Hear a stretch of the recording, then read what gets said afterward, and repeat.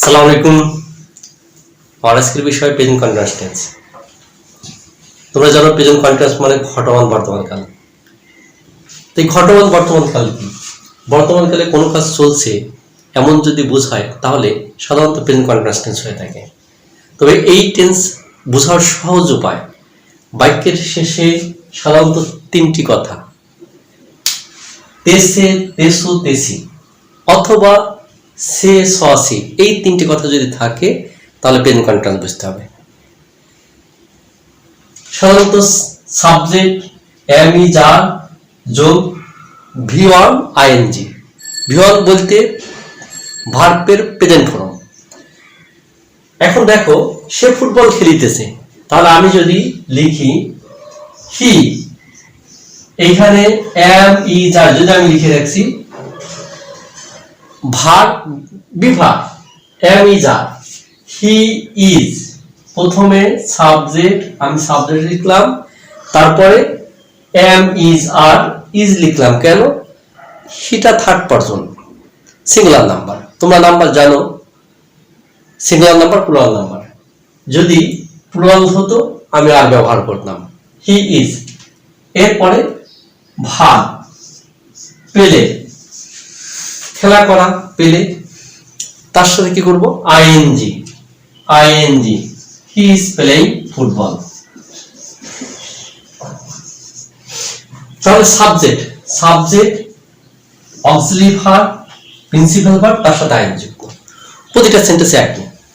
যেমন তুমি পড়িতেছো, তাহলে তুমি পড়িতেছো ইংরেজি কি you are reading, you are read, এর সাথে আইএনজি ইউ আর রিডিং।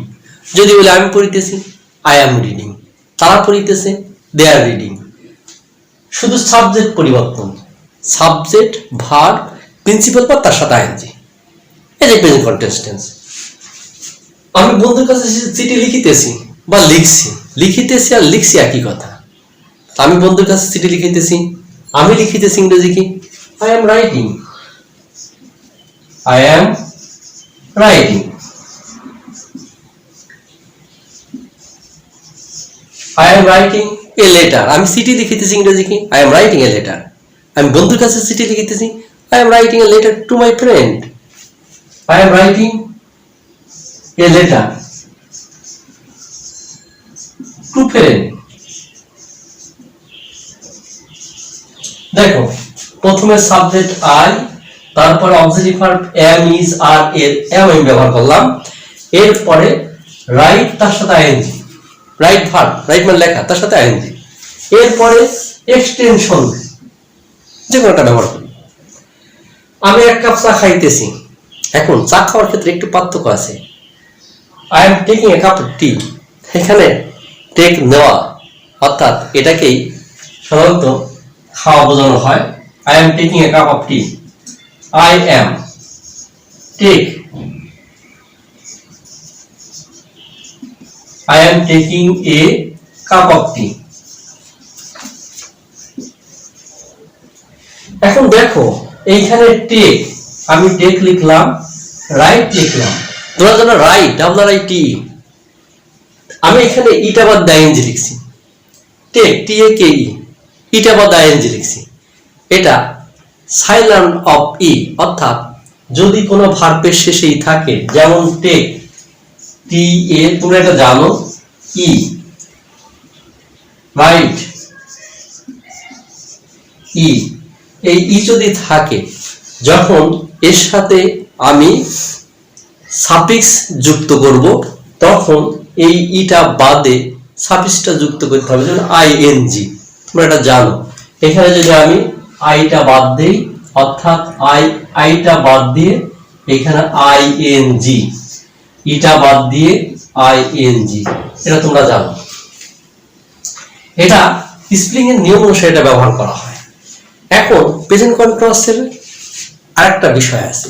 সাধারণত যে সকল ভাগ ইন্দ্রিয়র সাথে সম্পর্ক, ইন্দ্রিয় বলতে পঞ্চম ইন্দ্রিয়, যেমন চোখ, কান, নাক, এইগুলো সাধারণত ইন্দ্রিয়র অংশ, সেক্ষেত্রে সাধারণত কন্টিনিউয়াস টেন্স হয় না, সিম্পল প্রেজেন্ট টেন্স হয়। যেমন সি ফিল হিয়ার। সি মানে কি? চোখ দিয়ে দেখা, অর্থাৎ সাধারণত দেখার ক্ষেত্রে এটা ব্যবহার করা হয়, সাধারণত এর ক্ষেত্রে প্রেজেন্ট কন্টিনিউয়াস টেন্স হয় না। ফিল মানে কি? অনুভব করা, এর সাধারণত কন্টিনিউয়াস টেন্স হয় না। এক্ষেত্রে আমি তার নারী দেখছি, দেখো যদি সেন্টেন্সটা হয় আমি তার নারী দেখছি, তাহলে কি করব? এটা কি লিখবো? এখানে দেখাচ্ছি না, আই ফিল, অনুভব করা। নারী দেখা, নারী তো আর কি দেখা যায় না, অনুভব করা হয়, ডাক্তাররা সাধারণত দেখে। তাহলে আই ফিল হিজ পাল, ট্রান্সলেশনটা কি হবে? আই ফিল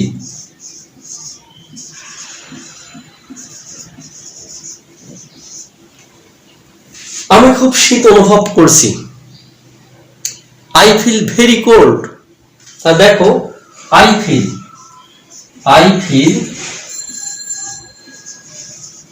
ভেরি কোল্ড, এক্ষেত্রে দেখো অনুভব করা, অর্থাৎ ফিল মানে অনুভব করা, এর সাথে কিন্তু আইন যুক্ত হয় নাই। আবার আমি গাছের উপরে কি সুন্দর পাখি দেখছি, দেখা, সি, চোখ দিয়ে দেখা। তাহলে I see a nice bird on the tree. I see a nice bird.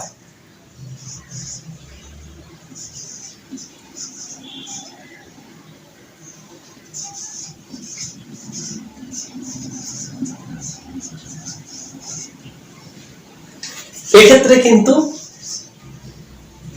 সাধারণত আইএনজি যুক্ত হয় না। তাহলে আমরা এখানে মূল কথাটা পালাম, প্রেজেন্ট কন্টিনিউয়াস টেন্স হতে হলে সাধারণত আবার কি করতে হবে?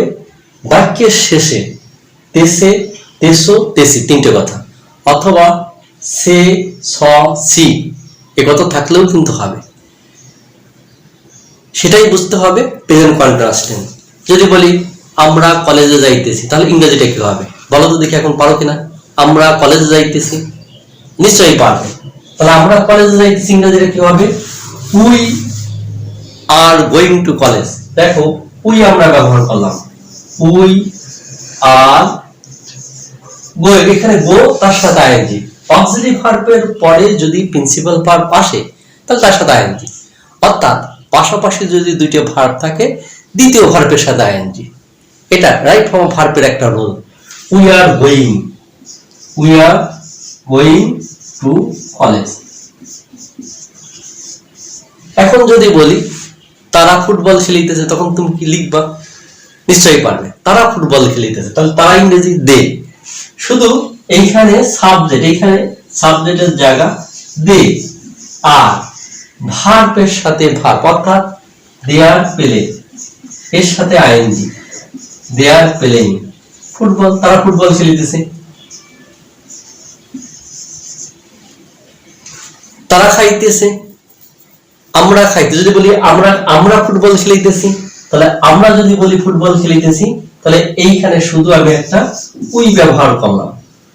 যদি বলি সে ফুটবল খেলিতেছে, তখন সে ফুটবল খেলিতেছে, এইখানে সে ইংরেজি হি, হির পরে তো আর হয় না, হি তো এক বছর একজন, সেক্ষেত্রে আমি কি লিখবো?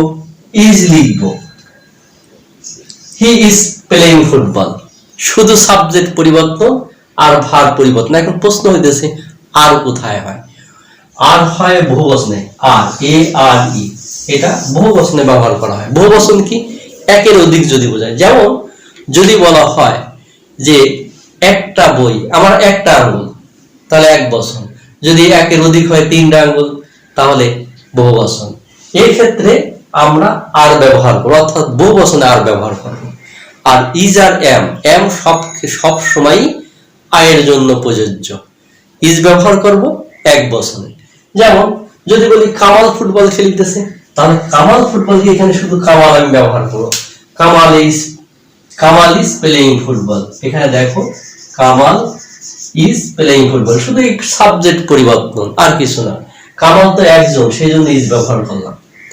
যদি বলি আমি ফুটবল খেলিতেছি, তখন এইখানে কি লিখবো? আই লিখবো আর এম লিখবো, আই এম প্লেইং ফুটবল। খুবই সহজ, একটু বুঝলে পরে অনেক টেন্স গঠন করা যাবে। তাহলে আমি পড়িতেছি ইংরেজি কি? দেখো এখানে শুধু আই এম, এইখানে ভার্বটা পরিবর্তন করে দেই, আমি পড়িতেছি, আই অ্যাম রিডিং। এখন যদি বলি সে পড়িতেছে, শুধু এখানে সাবজেক্টটা পরিবর্তন করে দাও। সাবজেক্ট কি? হি। এরপরে কি হবে? ইজ দিয়ে দাও। হি ইজ রিডিং। যদি বলা হয় সে একটা বই পড়িতেছে, হি ইজ রিডিং এ বুক। সে একটা উপন্যাস পড়িতেছে, he is reading a novel. সে একটা কবিতা পড়িতেছে, he is reading a poem. তাহলে দেখো শুধু সাবজেক্ট পরিবর্তন, আর কিছু না। মূল বিষয়টা সাবজেক্ট, এইখানে অক্সিলারি ভার্ব, প্রিন্সিপাল ভার্ব, তার সাথে আইএনজি, এরপর এক্সটেনশন। এটা যদি করো প্রেজেন্ট কন্টিনিউয়াস টেন্স। আর চেনার উপায়টা কি? চেনার উপায় তোমাদের বলছি, তেসো, তেসো একটা, তেসি আর দেশে, দেশে, এই তিনটে কথা। যদি স থাকে, সি থাকে, সে থাকে, এই তিনটে থাকলে পরেও ভাববে প্রেজেন্ট কন্টিনিউয়াস টেন্স।